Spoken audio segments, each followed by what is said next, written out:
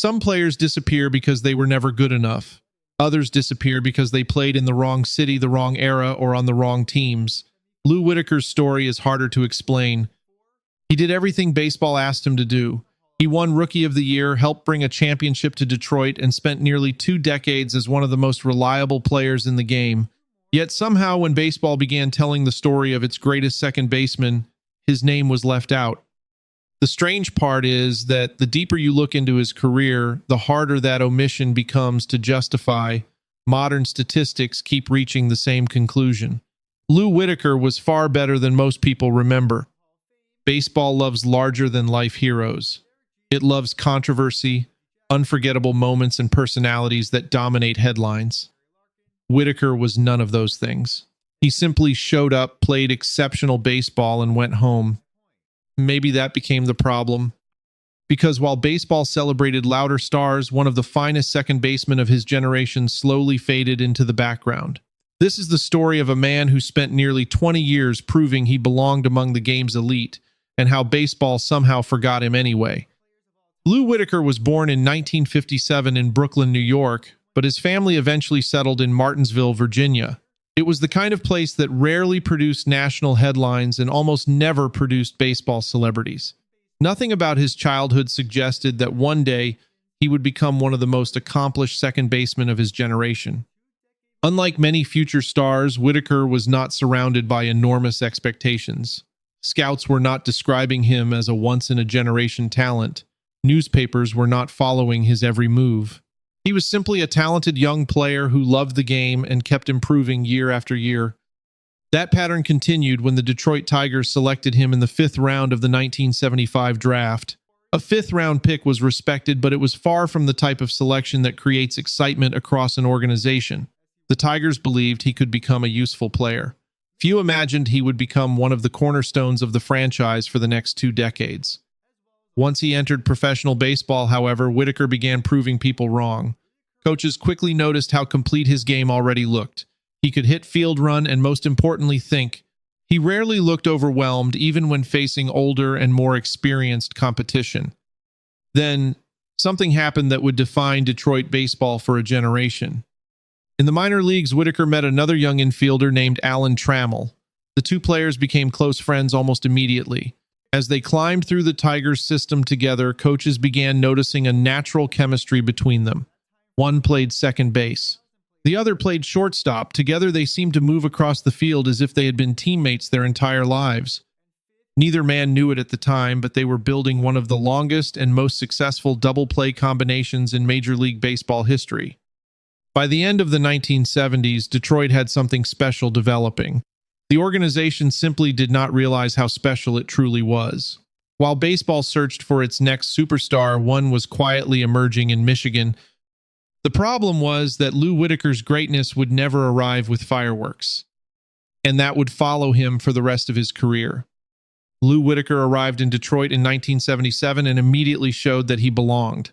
As a rookie, he played with a level of confidence that veterans spend years trying to develop. By the end of the season, he had earned American League Rookie of the Year honors, a remarkable achievement for a player who had entered professional baseball with so little national attention. Most players would have used that award as a launching point towards stardom.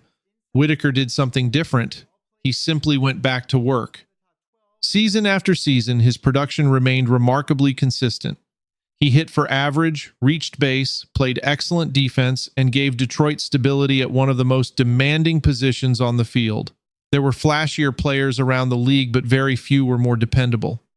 At the same time, Alan Trammell was becoming one of the best shortstops in baseball. Together, the two friends formed the heart of the Tigers' infield. Their partnership lasted so long that it eventually became part of the identity of the franchise itself. Fans in Detroit knew exactly what they were watching. The rest of baseball largely ignored it. Year after year, Whitaker and Trammell turned double plays with an effortless rhythm that made difficult plays look routine. They understood each other's movements instinctively. There was no drama, no showmanship, and no need for attention. They simply got outs.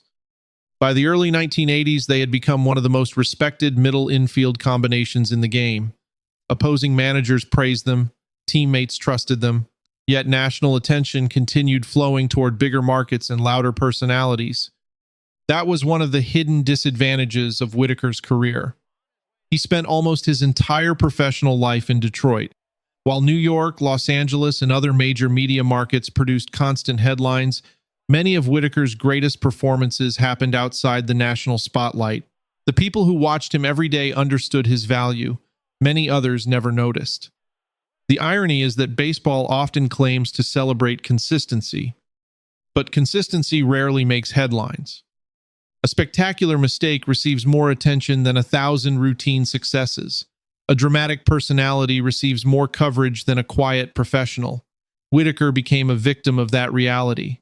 He was doing everything right, but he was doing it too quietly. And while the baseball world searched for stars, one of the best players in the American League was already standing right in front of them. The 1984 season should have changed everything. Detroit started the year with one of the greatest openings in baseball history and quickly established itself as the best team in the sport.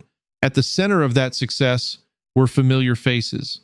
Alan Trammell was there, Jack Morris was there, Kirk Gibson was there, and once again Lou Whitaker was quietly doing his job. When the Tigers won the World Series, many players became part of baseball history overnight. Whitaker was one of them, but even then he seemed to receive less attention than almost everyone around him. It was a pattern that had already followed him for years. The strange thing about Whitaker's career is that there was never a single dramatic peak. There was no season where he suddenly appeared out of nowhere and dominated every headline. Instead, his greatness accumulated slowly year after year until the numbers became impossible to ignore. He made all-star teams, he won Gold Gloves, he won Silver Sluggers. He consistently produced value on both sides of the ball.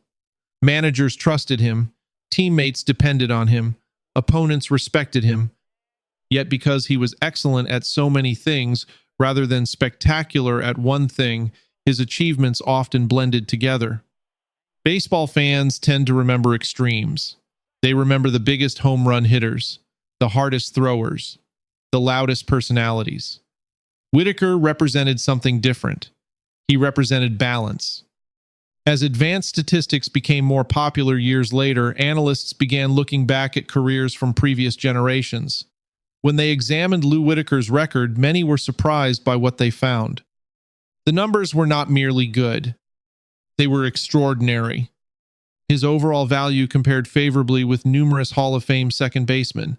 In some categories, he actually surpassed players who had already received baseball's highest honor. What had once looked like a very good career suddenly looked like an all-time great career. The problem was that this realization came too late. For decades, much of the baseball world had viewed Whitaker through the lens of traditional statistics and limited media exposure.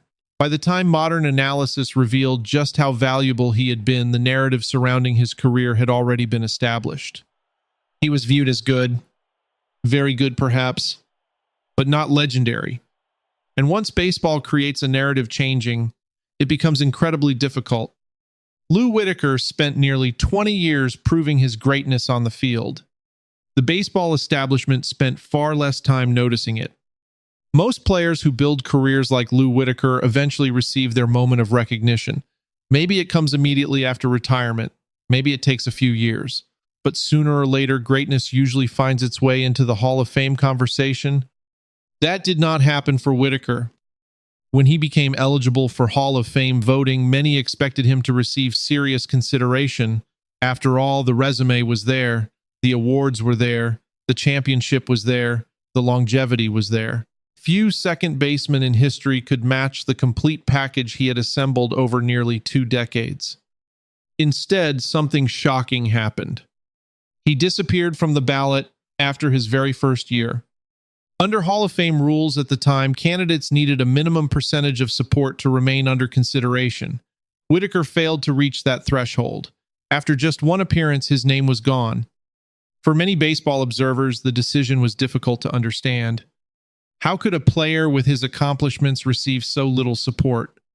How could someone who had spent almost 20 years as one of the most respected players in the American League be dismissed so quickly?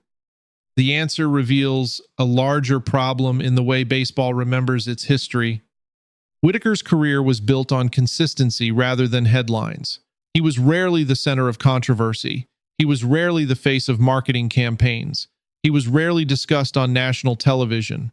When voters look back at his career years later, many remembered a solid player. What they failed to remember was just how valuable that player had actually been. Meanwhile, other candidates benefited from stronger narratives. Some had more famous moments. Some played in larger media markets. Some developed reputations that grew larger than their actual production. Whitaker had none of those advantages. As the years passed, modern statistical analysis only made the Hall of Fame decision look worse. Researchers compared his numbers to inducted second basemen and found something surprising. Whitaker was not sitting below the Hall of Fame standard. He was often sitting above it. Suddenly, writers and historians began asking questions. How had baseball missed this? How had a player with such a strong case vanished after a single ballot? The more people studied his career, the more obvious the mistake appeared. But by then, decades had already passed. Lou Whitaker had become a symbol of something larger than himself.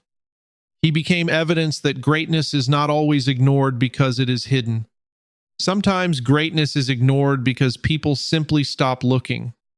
There is a reason so many baseball fans are surprised when they discover Lou Whitaker's career for the first time. The numbers do not match the reputation. Or, more accurately, they do not match the lack of reputation. When people hear that a player was overlooked for the Hall of Fame, they usually expect to find flaws. Maybe the player's peak was too short. Maybe injuries cut his career in half. Maybe he was good for a few years, but never truly elite.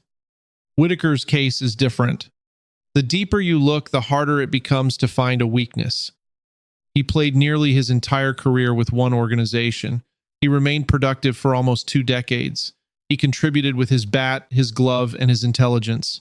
He helped define one of the most successful eras in Detroit Tigers history. More importantly, he did all of it without demanding attention. That last part may have cost him more than anyone realized. Baseball history is often shaped by stories rather than statistics. Fans remember dramatic personalities. Broadcasters remember unforgettable quotes. Writers remember conflicts, rivalries, and larger-than-life characters. Those stories survive long after careers end. Whitaker never gave baseball those stories. He never tried to become the center of attention. He never created controversy. He never spent time building a public image larger than the game itself. He simply focused on playing baseball as well as he possibly could. For Detroit fans, that was enough. For the rest of the baseball world, it sometimes wasn't. As younger generations arrived, many remembered the stars who dominated television coverage during the 1980s. They remembered the biggest personalities, the loudest voices, the players who constantly occupied the spotlight. Meanwhile, Whitaker slowly became a forgotten name attached to old box scores and fading memories. The irony is impossible to ignore. The very qualities that made him such a valuable player also made him easier for history to overlook. His humility earned respect inside clubhouses, but it generated few headlines. His consistency won games, but it rarely created unforgettable moments for highlight reels. His professionalism made managers trust him, but it gave storytellers little material to work with. Lou Whitaker spent his entire career proving that baseball is often won by players who quietly do everything well. Then baseball spent the next several decades rewarding players who were easier to remember. That may be the most painful contradiction of his entire story. Today, Lou Whitaker's story feels less like the story of one player and more like a warning about how sports history is created. We like to believe that greatness is always recognized. We like to believe that if a player performs at an elite level for long enough, the record books will eventually give him the respect he deserves. Lou Whitaker proves that isn't always true. He did everything right. He stayed loyal to one franchise. He helped deliver a championship. He produced year after year with remarkable consistency. He earned the respect of teammates, managers, and opponents across the league. Yet when the time came to celebrate his legacy, baseball looked the other way. The good news is that history is not completely permanent. Every year, more fans discover his career. More historians revisit the numbers. More analysts compare his achievements to those of players already enshrined in Cooperstown. And every time they do the same, conclusion seems to emerge. Lou Whitaker was not merely a very good player. He was one of the greatest second basemen of his era. Perhaps that is why his story continues to resonate, not because he was forgotten, but because so many people now realize he never should have been forgotten in the first place. Baseball is filled with legends whose names are impossible to escape. Lou Whitaker belongs to a different category. He is the legend baseball almost lost. And that may be the strongest argument for remembering him today.